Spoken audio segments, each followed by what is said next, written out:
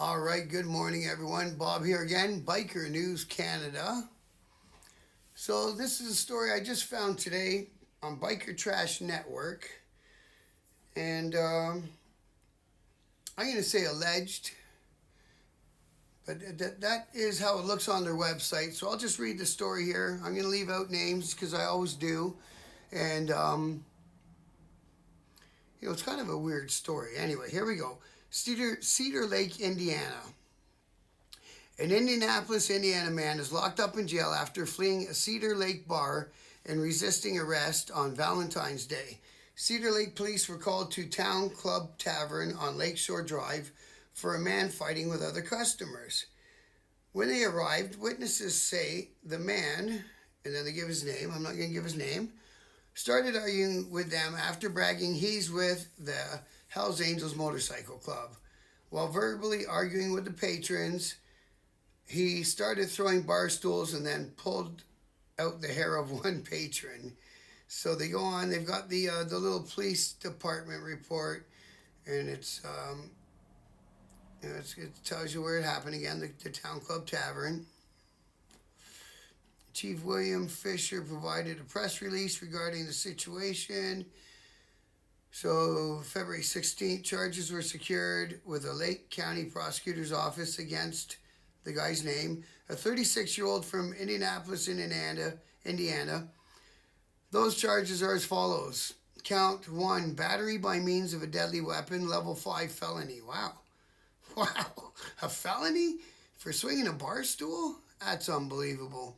Count 2, battery by means of deadly weapon, level 5 felony. Again.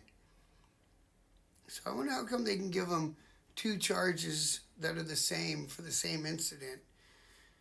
Unbelievable. Maybe it was different people. I don't know. It doesn't make sense to me. And battery by means of a deadly weapon, that's count 3, level 5 felony again. Count 4, battery resulting in serious bodily injury, level 5 felony. Count 5, battery resulting in moderate bodily injury, level 6 felony. Count 6, battery resulting in bodily injury, a misdemeanor. Count 7, battery resulting in bodily injury, a misdemeanor. Count 8, battery resulting in bodily injury, a misdemeanor. All parties are presumed innocent until proven guilty in a court of law, and it shows a picture of the man. So the story goes on that the guy left. He returned with a snow shovel and swung it at the same customers before leaving the bar. They say fleeing the bar, but I doubt very much he fled anything. It sounds like he gave everyone in there a bit of a beatdown, leaving behind a tennis shoe and his debit card. So they found the guy at his residence, and I won't say where he lives, and he refused to come out. A juvenile ran out of the residence who confirmed that he was the only person inside. So then they brought in the SWAT team and negotiators, and they talked him into leaving without incident. And then he was taken to the Lake County Jail and is held on charges. Wow, that's quite a story. So the guy goes to a bar, gets in a fight, and look at all these crazy felonies that they get. I mean, the only reason that there's all these felonies is because someone said that he said that he was a member of a motorcycle club, an infamous motorcycle club. We all know that club.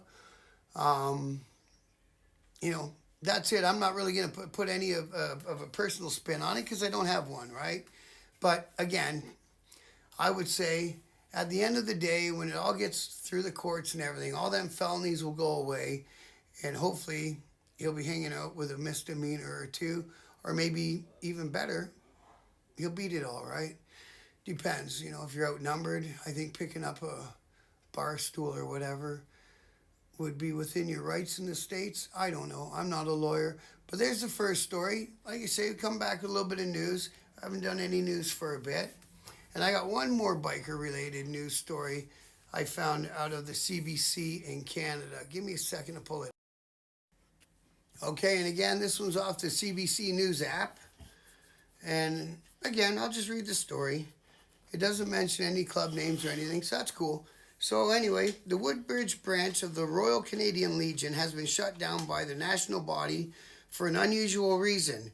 It has been infiltrated by outlaw motorcycle, they use the G word, members.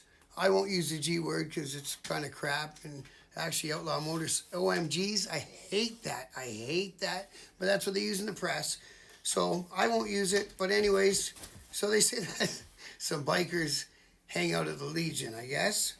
The decision by the Legion's national executive was delivered in a letter to the member of Branch 414, also known as the Mackenzie Branch, dated February 12. The Great Southern informed you that the charter of the Mackenzie Branch of the Royal Canadian Legion, Ontario Provincial Command, has been revoked due to the branch's overt association with, again, they're using the OMG thing, says the letter signed by the Legion's provincial presidente. The overt wearing of OMG, oh man, I hate Outlaw Motorcycle Club colors at Legion events and premises is contrary to the Legion's articles of faith and disrespectful of the sacrifices made by our veterans. Now, how do they know that these guys who are allegedly, you know, in an outlaw motorcycle club, as they call them, aren't veterans? Maybe they are veterans. Maybe that's why they're going to that Legion. The letter suggests Mackenzie members transferred to nearby Legion branches. Pam Sweeney, Executive Director of the Legion's Ontario Command, wouldn't talk to CBC Toronto about the situation, other than to say that this is the first time motorcycle G-word members have found their way into a Legion branch's membership list. Not the first time the branch has found itself in the headlines, though. Last year, the branch's former president and former treasurer were charged with fraud over $5,000 and possession of property obtained by crime. And then it goes into that story. And then the Legion's Ontario Command said it is tipped off by police that, stop it, bud, that some of its members appeared to be bikers.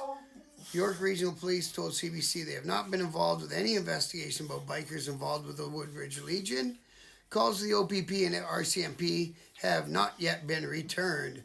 The Legion began its own investigation last year, and the branch's charter was suspended in October of 23. We spent days, weeks, and months gathering information and discussing the final decision on Mackenzie Branch included that revocation was the only choice, said Moore in the letter. He concluded by saying that the building and its content will be sold after debts are paid. Moore says that any remaining money will go towards the veteran-centric and community programs and supports. Branch 414 was established in 1949.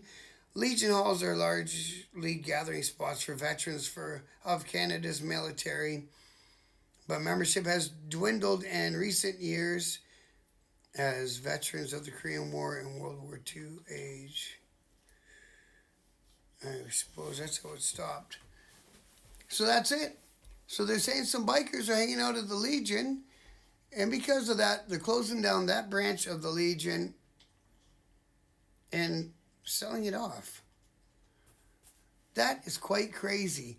So you're crying for members, and then you get some members, and you don't like the members you get, so you close the place down. Unbelievable. The only good thing is the CBC did not name any motorcycle club. From personal experience, I have an idea probably who they're talking about up there in Woodbridge. But again, speculation is not my thing. So there we go. It's a bit of a long one. 2 news stories to get you going on a Friday early afternoon here. My crazy dog had to do some barking in the background because that's the way he is. All right. I'll be back later tonight with some more charity stuff. I had a comment last night about if I cover any stuff from the left side of our country, which I do, and I joined some more motorcycle groups from BC, so there will be a lot more sprinkling of stuff in BC, and I've got to do the same for the Prairie Provinces and the Maritimes. I'm from Ontario, so, I've been not focused